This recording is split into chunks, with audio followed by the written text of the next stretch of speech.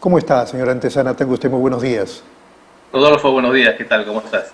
Bueno, hoy día en Hildebrand, en sus 13, entre tantas cosas interesantes, digamos, declara el abogado del exministro de Transportes, Juan Silva, y dice que estaría dispuesto a hablar y a colaborar con la justicia. ¿Qué impresión le da eso considerando la crisis que estamos viviendo? Bueno, yo creo que estos días son bastante difíciles para Pedro Castillo, y de aquí a lo que es el 28 de julio, que es una fecha significativa porque él es que va a dar su primer discurso a la nación. Yo creo que tiene una situación en que pareciera que se están acercando, ¿no?, a nivel político desde varios frentes. El tema de la huida de Juan Silva, del exministro de Transporte y Comunicaciones, que precisamente ayer en una entrevista al exministro del Interior, en un lapsus se le escapó que está fuera del país. Yo creo que está agravando la situación de Castillo. Y por otro lado, también tenemos que tomar en cuenta que no ha hecho ningún cambio desde que asumió el gobierno. Por lo tanto, yo creo que a nivel de investigaciones fiscales, a nivel de acusaciones que se están viendo a nivel del Congreso, pero sobre todo también a nivel del apoyo político de lo que ha sido ese desmarque del Partido Perú Libre, yo creo que le está pasando la factura y yo creo que tiene una situación bastante endeble de aquí para los próximos días. Y el mismo periódico, Hildebrand en sus 13, dice en una de sus páginas que Vladimir Cerrón habría limado asperezas con Dina Boluarte y que la pretensión sería, digamos, que lo vaquen a Castillo, en fin, lo que sea, o sea, que ya no sea más presidente y que asuma la vicepresidenta. ¿Qué le parece ese cuadro que supuestamente plantearía Cerrón? Bueno, dentro de política hay muchos escenarios en este momento. Un escenario es que vaquen a Castillo, pero que también esta acusación constitucional que está en pie con Dina Boluarte también sea positivo para el Congreso, en el sentido de que la inhabilitaría, por supuesto, y en ese escenario el presidente o presidenta del Congreso asumiría la presidencia de la República de manera temporal. Ese es un escenario. Otro es el que tú acabas de decir, ¿no?, en el que supuestamente todo el mundo está tranquilo y Dina Boluarte es la persona de consenso para que reemplace a Pedro Castillo. Sin embargo, también hay un tercer escenario en el que todo esto no pasa nada, que simplemente las conveniencias de ambos poderes esté por encima de los intereses del país. Porque recordemos que también esta sensación, el que se vayan todos, está presente desde hace mucho tiempo. Y en el escenario de que se convoquen a elecciones generales para elegir a un nuevo presidente, yo no creo que la población se quede tan tranquila y deje que este Congreso también siga ejerciendo su periodo para el cual fue electo el año pasado. Entonces, mucho cuidado. Yo creo que también el Congreso va a sopesar el tremendo rechazo que tiene, inclusive un rechazo superior al de Pedro Castillo, para hacer esa jugada de reemplazo. Entonces, es probable, es una situación interesante en el que ahora se preste que Dina Boluarte asuma la presidencia para quitarnos a Pedro Castillo del medio, porque él está convirtiéndose en un factor, digamos, de distorsión de la realidad política y está afectando a varios niveles y varias dimensiones. Muy bien, señora Antezana, una brevísima pausa de algunos segundos y regresamos con usted, por favor. Volvemos.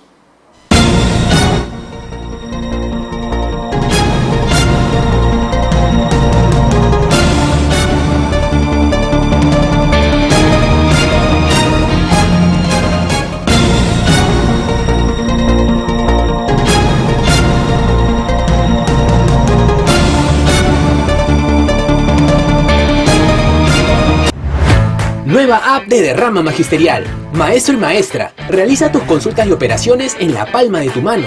Con el nuevo app Derrama Magisterial podrás realizar tus operaciones en todo momento y desde cualquier lugar. Solicita un crédito, consulta el estado de tu cuenta individual, accede al estado de tus créditos, actualiza tus datos, accede al servicio de asesoría legal gratuita. Ubica nuestras oficinas a nivel nacional. Descárgalo hoy mismo en tu Play Store. Derrama Magisterial, seguridad social para el maestro. ¿Buscas lo mejor para tu hogar? En Plaza Hogar podrás elegir, diseñar y plasmar todas tus ideas. Todo lo que soñaste está en Plaza Hogar. Diseños exclusivos y precios sin competencia. ¡Cómprale al Perú! Ven a Plaza Hogar, la emoción de encontrar lo mejor para tu hogar. Avenida Angamos, 1551 Surquillo.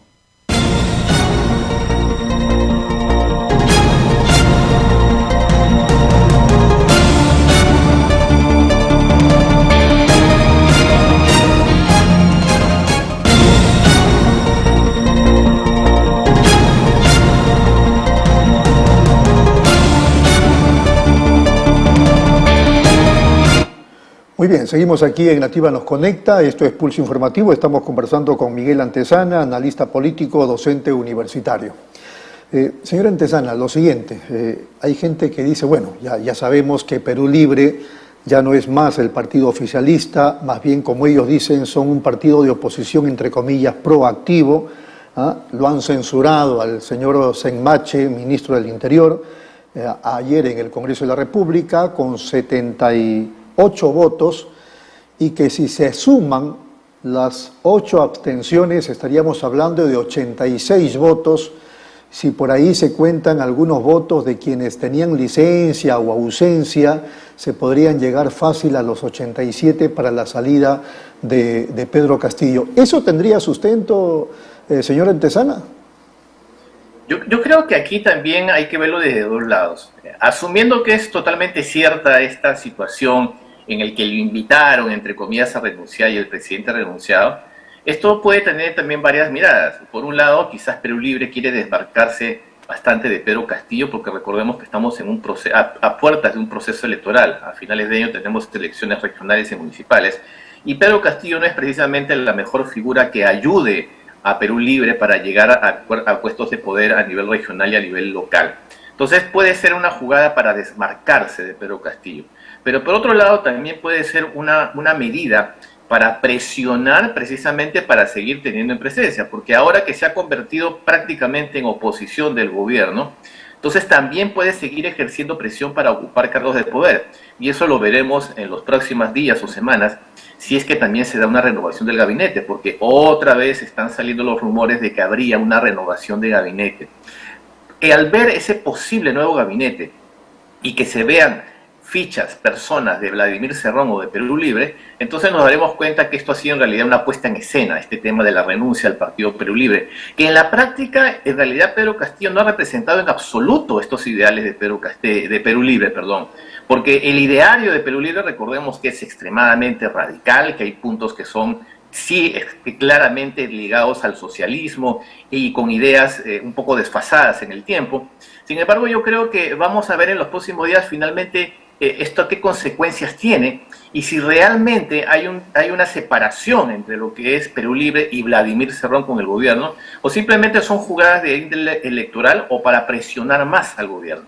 Pero en otras palabras, me da la impresión que usted piensa que al final el status quo se va a mantener porque le conviene a un lado como al otro y todo va a seguir casi igual, digamos. Yo creo que sí, recordemos que estamos recién en el primer año de gobierno y primer año de vida de este Congreso. Entonces, estos congresistas han claramente demostrado que más les interesa mantenerse en el puesto, que prefieren negociar y prefieren de hacerse la vista gorda ante muchas situaciones para mantenerse en el cargo. Entonces, esta es una situación crítica a nivel político, problemas estructurales que alguna vez hemos conversado con anterioridad, y por lo tanto a ninguno de los dos les conviene salirse. Claro, aquí este es un tira y encoge, el juego de fiscalizar al gobierno, el hecho de poder censurar a algunos ministros como se ha venido haciendo, que por cierto es la mayor cantidad de ministros censurados en los últimos 20 años para un gobierno, que yo creo que tienen de cierta razón de hacerlo, porque los personajes que han sido censurados no han reunido los requisitos mínimos para ocupar esas carteras. Sin embargo, a la hora de ver la gobernabilidad, a la hora de mantener este equilibrio de poderes, fíjate que ahí tienen que vérselas cómo la juegan. El porcentaje de rechazo que tiene el Poder Ejecutivo y el Poder Legislativo, yo creo que es una situación importantísima a tomar en cuenta para que ellos vean qué cosa van a hacer. Porque si descabezan el Poder Ejecutivo, la gente no se va a quedar tranquila y va a permitir que este Congreso siga en sus funciones. Entonces, cuidado con eso. No nos aventuremos a escenarios quizás tan radicales, porque hay 130 personas que no quieren perder ese status quo al que tú mencionas. Ahora, siguiendo con el tema del status quo, de repente, para los intereses del país, es algo que también podría resultar conveniente considerando que estamos escasos de líderes, ¿o no? Lo que pasa es que en ese ya es un aspecto completamente diferente desde mi punto de vista, porque esta situación no se resuelve con una convocatoria de elecciones en cualquier momento, porque el problema radica en el sistema político actual.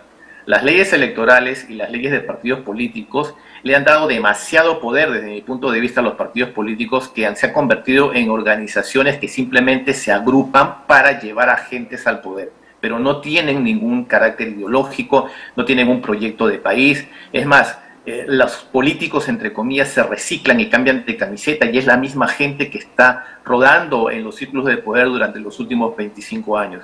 Entonces, si no hacemos cambios en el sistema político y convocáramos en un supuesto elecciones generales el próximo año o este año o cuando tú quieras, vamos a tener a la misma gente, los mismos problemas, y nos vamos a seguir quejando de esto. Entonces, antes de pensar en una convocatoria de elecciones, tenemos que pensar en reformar el sistema político. No podemos, insisto, seguir dándole ese peso importante a los partidos como si fueran en realidad la solución a la situación, y eso ha sido un gravísimo error en las últimas reformas políticas que se intentaron en el gobierno del señor Vizcarra. No sirvió de mucho la reforma electoral del ex jefe de la OMPE, ¿no? No, desde mi punto de vista para nada, porque partieron de un supuesto de que los partidos políticos verdaderamente son partidos políticos. Yo creo que esa propuesta fue muy romántica, pero no fue aterrizada con la realidad, que en realidad son combis que llevan personas al poder, y fíjate las decepciones que tenemos a todo nivel. Es más, la misma gente, repito, desde hace 25 años. ¿Cómo es posible que entonces que salgan casi que de ultratumba políticos como Lourdes Flores y otros en marchas? Porque no hay ese espacio para darle a nuevos líderes, a gente joven o a gente quizás profesional que tiene la capacidad y las ganas de participar en política, pero que no quiere mancharse participando con los actuales partidos políticos. Bueno, a propósito... Entonces, para eso tiene que haber una reforma. Una pregunta, aunque casi ya la respondió usted con esto último que ha dicho. ¿Por qué cuando se convocan a marchas que aparentemente tienen sustento, la gente no va? ¿No? Y eso pasa fundamentalmente con la derecha, pero tampoco un poco con la izquierda. Claro, porque el motivo puede ser válido, pero es con la misma gente y es más de lo mismo. Y la gente está harta de más de lo mismo. Entonces, yo al participar en una marcha que tiene un motivo con el cual comparto, pero estaría validando a la gente que está ahí. Eso es lo que está sucediendo y que no se dan cuenta estos supuestos líderes que encabezan estas marchas. Entonces, mientras no haya una reforma, mientras no haya esa puerta abierta para que personas distintas participen en política, gente joven, gente profesional, porque hay muchísima gente que sí tiene la capacidad de estar en el gobierno, pero no tenemos la posibilidad de acceder a través de estos partidos políticos. ¿Quién se va a querer inmolar e inscribirse en estos partidos que tenemos actualmente si todos, absolutamente todos, tienen algunos detallitos, por decirlo de alguna manera, para estar en contra de ellos? Yo creo que tiene que haber aquí la apertura. Por ejemplo, en otros países, en México, hay la posibilidad de participaciones independientes sin tener que participar a un partido político. Y yo creo que eso debería estar. Pero para reformar la Constitución y permitir esta reforma, está en manos de este Congreso. Y fíjate que llegamos nuevamente al círculo vicioso y empezamos nuevamente con todo este cuento. Muy bien, señor Antezana. Ha sido muy amable. Muchas gracias por su atención. A ti, Rodolfo. Un buenos días. Muy gentil.